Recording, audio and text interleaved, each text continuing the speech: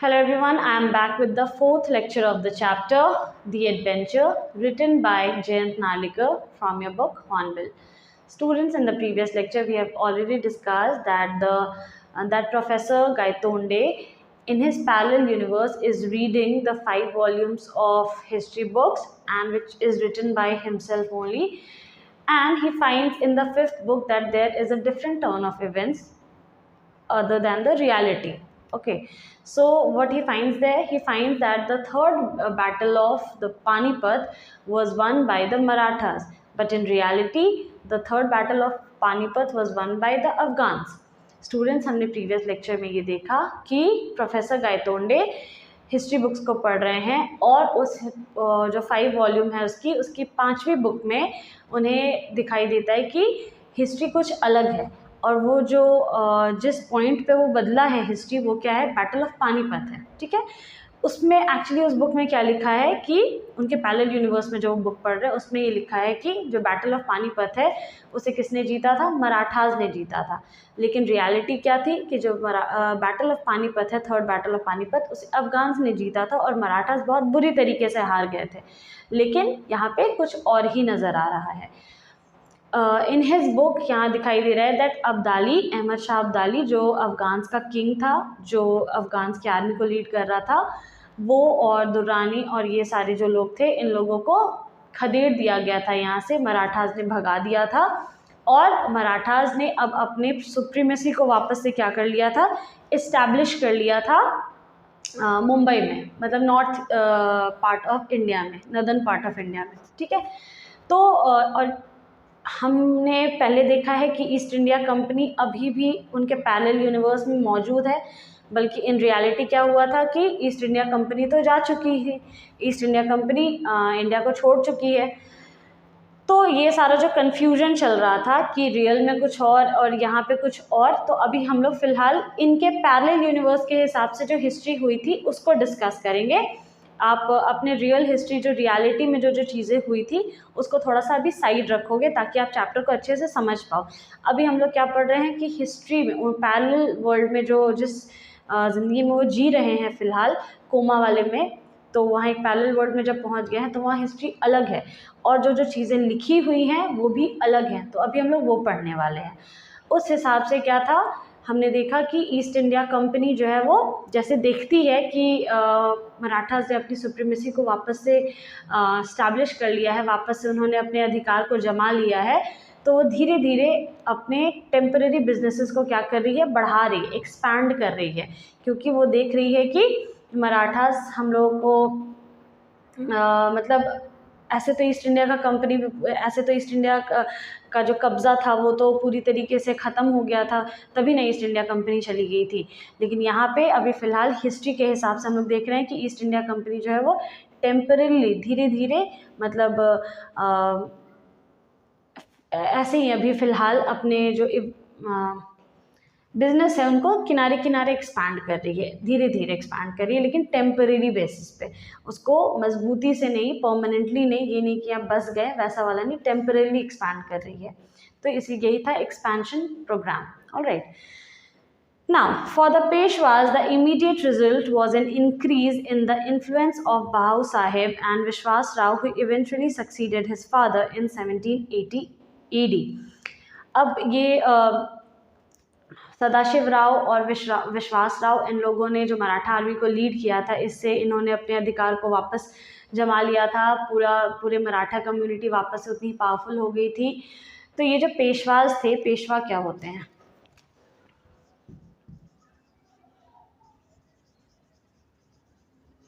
ये पेशवाज जो होते हैं ये chief minister of Maratha Prince बोल सकते हैं आप, कि मराठास के जो चीफ मिनिस्टर होते हैं उनको पेशवाज बोला जाता है। तो for the पेशवाज the immediate result was an increase in the influence of भाव साहेब एंड विश्वास Rao, who was eventually succeeded his father in 1780 AD।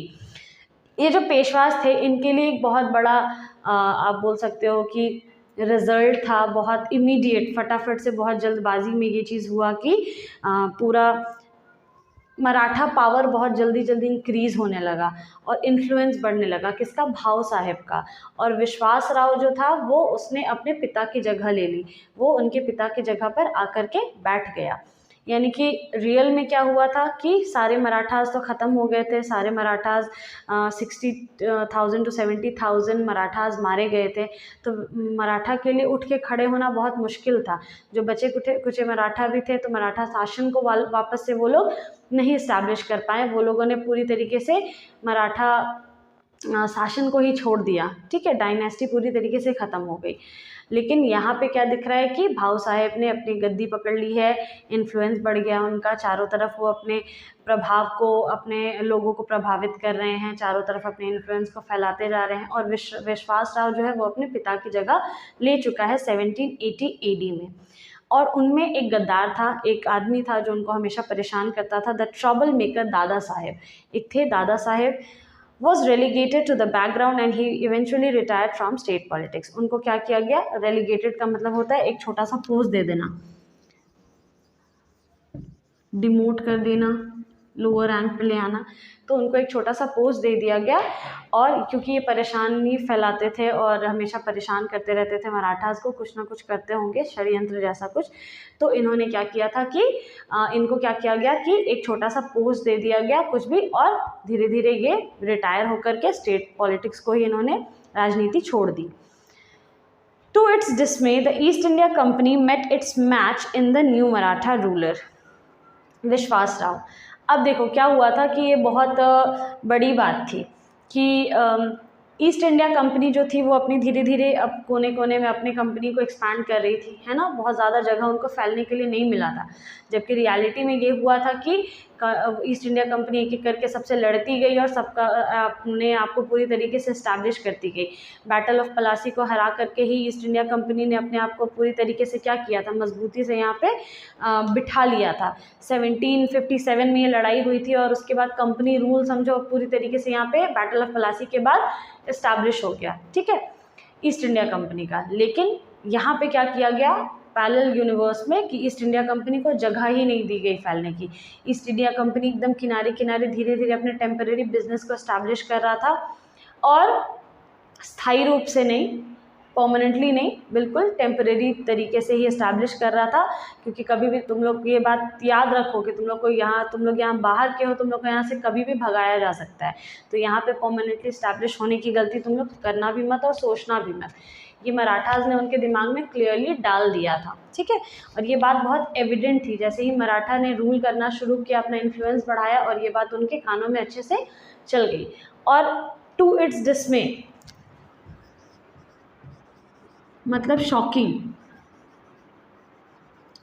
East India company के लिए सबसे निराशा और सबसे शॉकिंग की बात ये थी, शॉक की बात ये थी कि ईस्ट इंडिया कंपनी के अगेंस्ट कौन खड़ा था, विश्वास राव खुद खड़ा था, ठीक है। यानी कि सदाशिव राव वो ऊंचे पोस्ट पे चले गए थे, वो अब पूरे रूलर बोल सकते हैं, और पूरे मराठा कम्युनिटी को रूल कर रहे थे। तो वो बड़े बड़े चीज़ों को हैंडल करते थे, बड़ी बड़ी चीज़ों को। और विश्वास राव को क्या किया गया, ईस्ट इंडिया कंपनी के अगेंस्ट खड़ा किया गया कि तुम इनके चीज़ों को देखोगे, संभालोगे। तो ये ईस्ट इंडिया कंपनी के लिए एक शॉकिंग बात थी और उनके डिसअपॉइंटमेंट, निराशा की बात थी कि अब तो विश्वास राव आ गया, ये तो अब हम लोग को जमने नहीं देगा, चलने नहीं देगा ये हमारी, ठीक है। ये नया मराठा रूलर आ गया है जो कि बिल्कुल टक्कर का है ईस्ट इंडिया की कंपनी की, क्योंकि उनको बेवकूफ़ विश्वास राव को कोई नहीं बना सकता था, क्योंकि वो बहुत यंग था, तब से ही वो पॉलिटिक्स में और मराठा डायनेस्टी को की चीज़ों को समझ रहा था, देख रहा था। तो उसको बेवकूफ़ बनाना आसान नहीं था या उसको हराना आसान नहीं था। He and his brother Madhav Rao combined political acumen with valor and systematically expanded their influence all over India। अब क्या हुआ, धीरे धीरे विश्वास राव और उसका भाई जिसका नाम था माधव राव, इन दोनों ने पॉलिटिक्स को बहुत अच्छे से समझा और धीरे धीरे अपने कदम रखे पॉलिटिक्स में, पॉलिटिकल एक्यूमेन, चीज़ों को समझा। पॉलिटिकल एक्यूमेन इसका मतलब होता है कि पॉलिटिक्स को करना, राजनीति में रहना और राजनीति को चलाने के लिए बहुत सारे एबिलिटी, हुनर और स्किल की ज़रूरत होती है। तो डिसीजन लेना होता है कि क्या सही है क्या गलत है, पॉलिटिकल डिसीजन। तो उन्होंने क्या किया, विश्वास राव और माधव राव दोनों ने अपने पॉलिटिकल एक्यूमेन को मिला दिया, कंबाइन कर दिया। दोनों ने ही अपने हुनर को, राजनीति से जुड़े जितने भी उनके स्किल थे, कला थी, उनमें सबको उसको मिक्स किया और अपना इन्फ्लुएंस, अपना सिस्टमैटिकली क्या किया, बहुत तरीके से, बहुत कायदे से अपने इन्फ्लुएंस को पूरे इंडिया में फैला दिया। मतलब ये दोनों भाई बहुत फेमस हुए चारों तरफ, पूरे इंडिया में इनका इन्फ्लुएंस था, इनका नाम था, लोग इनसे प्रभावित रहते थे। ये पैरेलल यूनिवर्स में हो रहा है। Now, the company was reduced to pockets of influence near Bombay, Calcutta and Madras, just like its European rivals, the Portuguese and the French.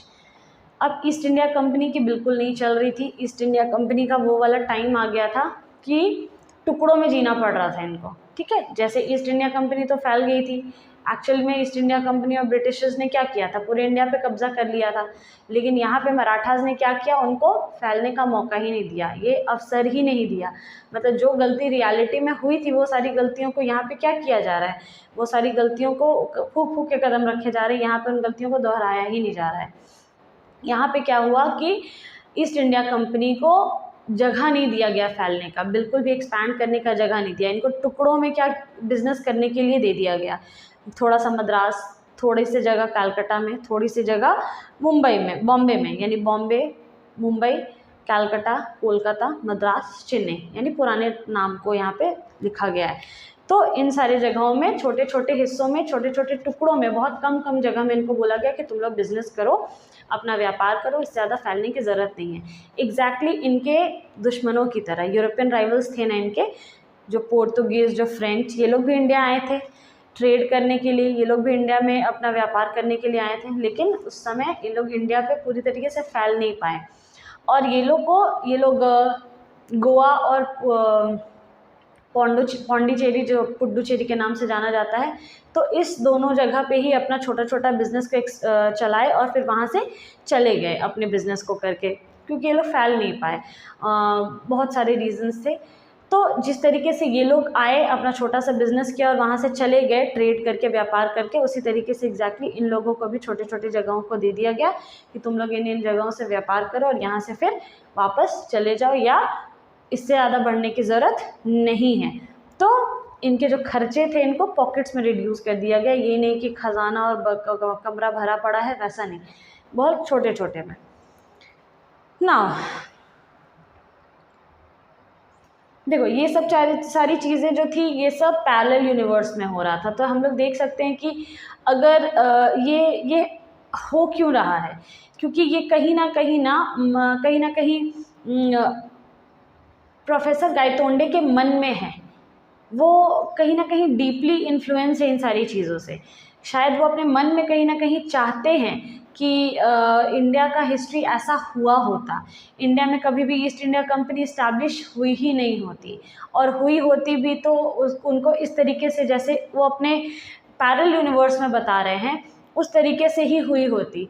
तो ये उनका सब मन में जो उनकी बातें में भी चल रही हैं ना, उन्हीं सारी चीज़ों को वो क्या कर रहे हैं, देख रहे हैं पैरेलल वर्ल्ड में भी, ठीक है। तो ये रीज़न हो सकता है उनके इस तरीके की हिस्ट्री को देखने का, ये रीज़न हो सकता है, क्योंकि देखा जाए तो इंडिया ने बहुत सफ़र किया है, ठीक है। तो एक टर्न हिस्ट्री में, एक छोटा सा टर्न अगर कर दिया जाए, तो उसमें क्या होता है कि पूरा का पूरा इतिहास बदल जा रहा है ना।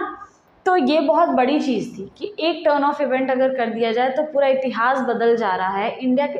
ऐसा नहीं कि हम लोग ब्रिटिशर्स को आने नहीं दिए, ब्रिटिशर्स तब भी आए, ट्रेड किया, यहाँ पे इस्टेब्लिश हुए, क्योंकि उनका आना देखा जाए तो हमारी कंट्री के लिए कहीं ना कहीं बहुत डेवलपमेंट वाली बात है।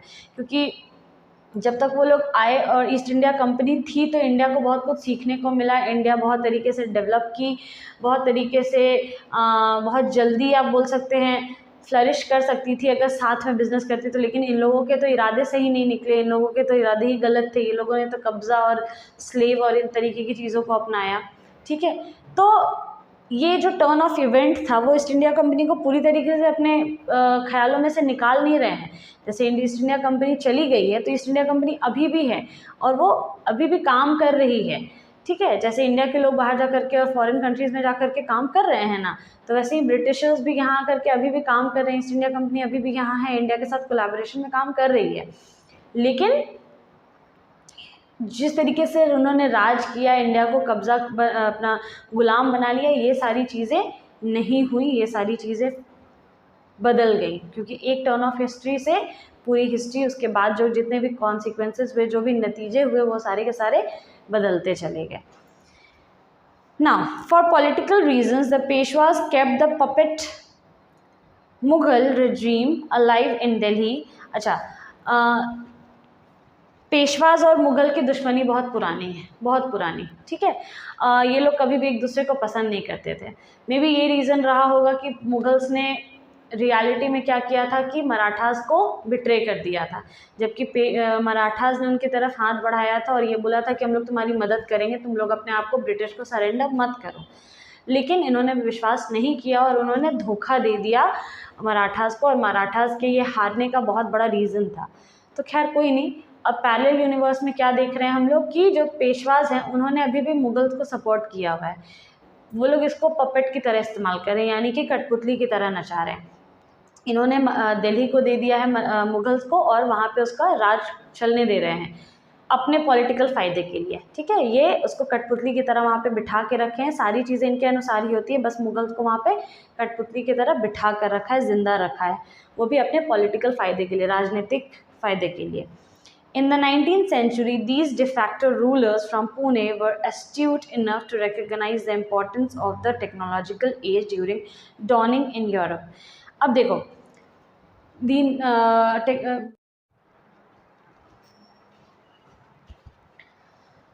in the 19th century, these de facto rulers from Pune were astute enough to recognize the importance of the technological age dawning in Europe.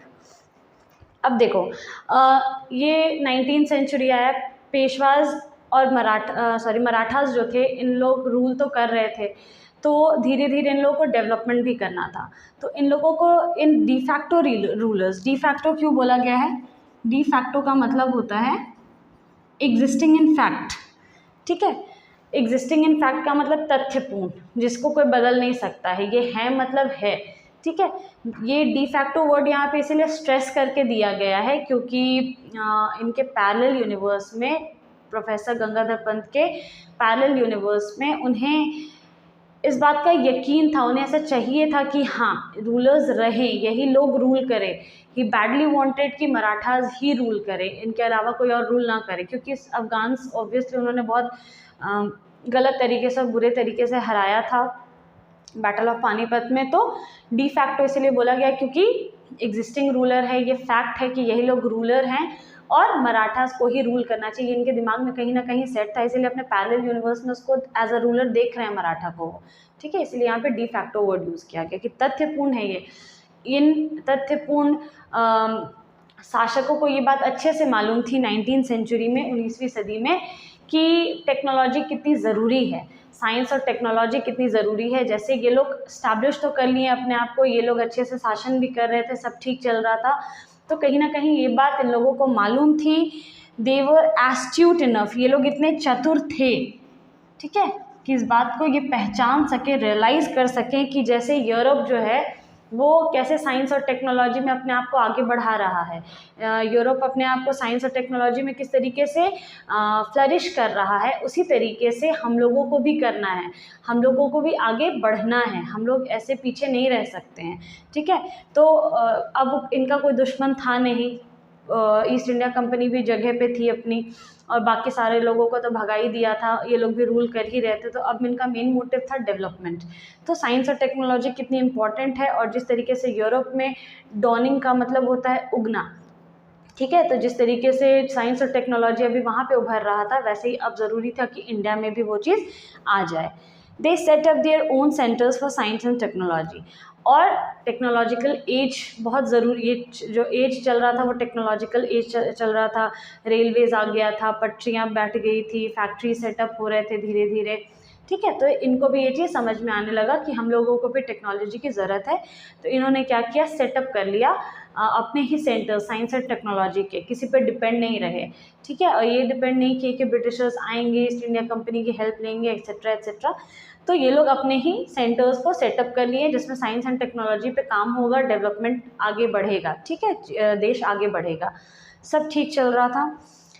Here, the East India Company saw another opportunity to extend its influence. जैसे ही उन्होंने east India company ने देखा कि मराठास ने science and technology के centres को setup किया है इंडिया में, इन लोगों को एक अवसर नज़र आया कि चलो इन लोगों से हाथ मिलाया जाए, क्योंकि हम लोगों को भी जिससे कोने पकड़ा दिए गए हैं छोटे छोटे, ऐसे में तो हम लोग अपने बिजनेस को कभी एक्सपैंड नहीं कर पाएंगे। तो इनके साथ मिलजुल कर रहना बहुत ज़रूरी है, तो क्यों ना हाथ मिला लिया जाए इन लोगों से और इन लोगों के साथ आगे बढ़ा जाए। ठीक है, तो here East India Company saw another opportunity to extend its influence, अपने प्रभाव को आगे बढ़ाने का इनको अवसर मिला।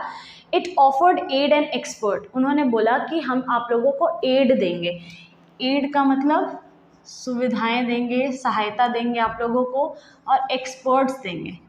ठीक है, कि जिस भी फील्ड में आपको साइंटिस्ट, आपको साइंस के लिए साइंटिस्ट चाहिए होगा, आपको टेक्नोलॉजी के लिए कंप्यूटर चलाने वाला या टेक्निकल जो भी चीज़ें जो टेक्नीशियन देंगे जो हैंडल कर सके, उन लोगों को हम लोग आपको प्रोवाइड करेंगे। आपको बस इतना करना होगा कि हम लोगों के साथ आप लोगों को बिज़नेस कायम रखना होगा, ताकि हम लोगों का ट्रेड इतने तक ही सीमित ना रह जाए, क्योंकि इनको इंडिया में रहना था। इन लोगों ने इंडिया पे अपना कंपनी इस्टेब्लिश किया था, ईस्ट इंडिया कंपनी, तो साथ में मिल करके बिज़नेस करना था। ठीक है, और जैसा कि पहले ब्रिटिशर्स ने किया था, रियल वर्ल्ड में पूरी तरीके से फैल गए थे।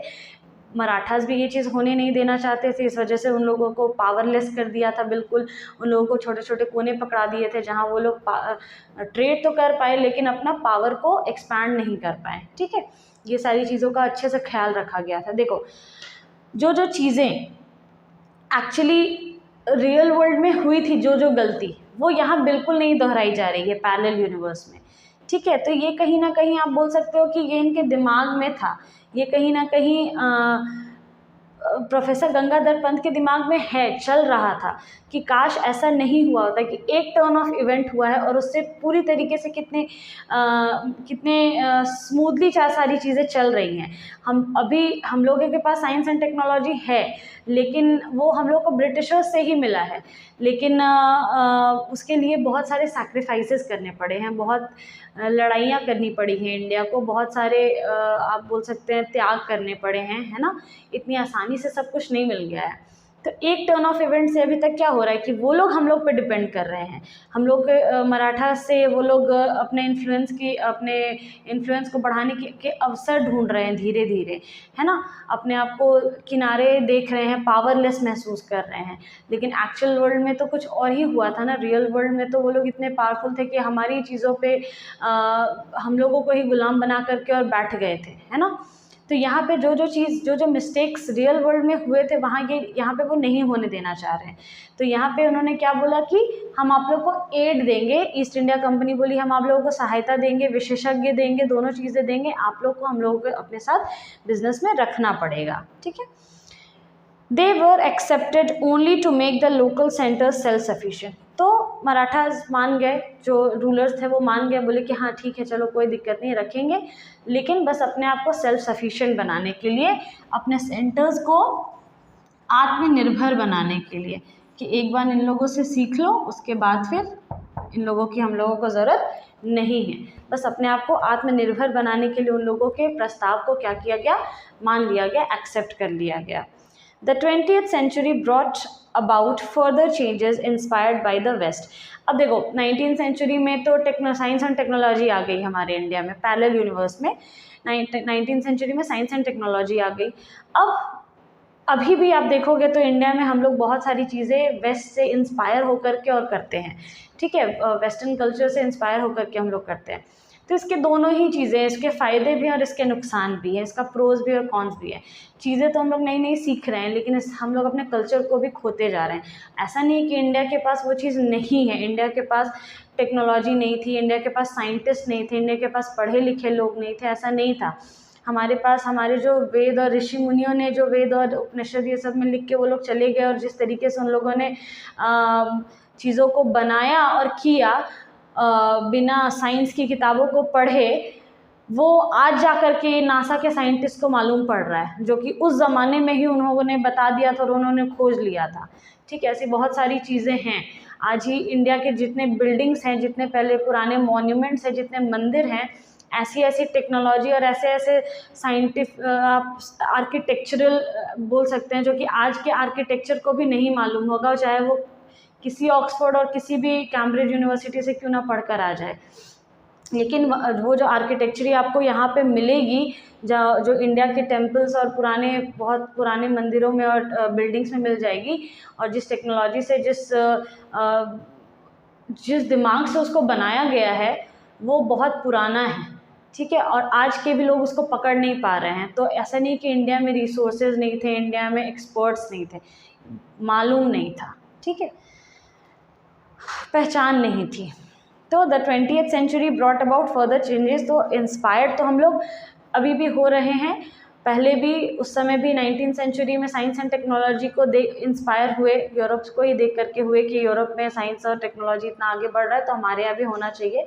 तो सिर्फ साइंस एंड टेक्नोलॉजी में ही नहीं, 20th सेंचुरी में और भी बहुत सारे ऐसे चेंजेस लाए गए जो कि वेस्ट से ही हम लोग इंस्पायर होकर के, प्रेरित होकर के और इंडिया में करने लगे।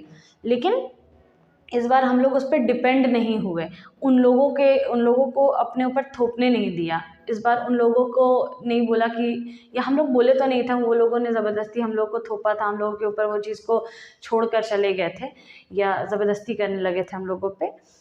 खैर, तो 20th सेंचुरी में क्या हुआ, जो चेंजेस आए और भी बहुत सारे चेंजेस को लाए गए इंडिया के डेवलपमेंट के लिए, जो कि वेस्ट से प्रेरित थे, इंस्पायर्ड थे। India move towards a democracy, और इंडिया डेमोक्रेसी की तरफ आगे बढ़ा। अब देखो, हम लोगों को जो पहले डेमोक्रेसी, जो एक्चुअल डेमोक्रेसी मिली है, रियल वर्ल्ड में जो डेमोक्रेसी हम लोगों को मिली है, जो लोकतंत्र हमने हासिल किया है, वो इतनी आसानी से नहीं मिला है। वो बहुत स्ट्रगल के बाद, बहुत फ्रीडम फाइट के बाद, 200 साल के स्लेवरी के बाद, 200 कितने ही लोगों की जान जाने के बाद, कितने पार्टीशन के बाद मिला है ना। ये जो डेमोक्रेसी जो इस किताब में दिखाई जा रही है, ये बहुत स्मूथ थी, बहुत बोल सकते हैं आपकी एकदम प्लेन डेमोक्रेसी मिली हम लोगों को। एक टर्न ऑफ इवेंट हुआ, एक टर्न, सिर्फ एक बैटल ऑफ पानीपत हुआ जिसमें मराठास को जिता दिया गया, ठीक है, इनके बुक के हिसाब से, और उसके बाद सब कुछ कितना स्मूथली चलने लगा। वो आखिरी लड़ाई लड़ी इंडिया ने, और उसके बाद सारी चीज़ें कितनी स्मूथ चलने लगी, है ना। तो ये ना मे भी हो सकता है कि इनके दिमाग में ये चल रहा होगा, कहीं ना कहीं ये सोचते होंगे, हिस्टोरियन थे, ये ऑब्सेस्ड होते होंगे इन सारी चीज़ों से, कहीं ना कहीं उनके दिमाग में ये सारी चीज़ें चलती होंगी कि काश ऐसा हो जाता, कि हम लोग भी चाहते हैं ना कि काश ऐसा नहीं हुआ होता, काश ब्रिटिशर्स आए ही नहीं होते, काश हम लोगों की चीज़ों को लिया ही नहीं होता, काश हम लोगों ने इतने साल की स्लेवरी नहीं देखी होती, एट्सेट्रा एट्सेट्रा।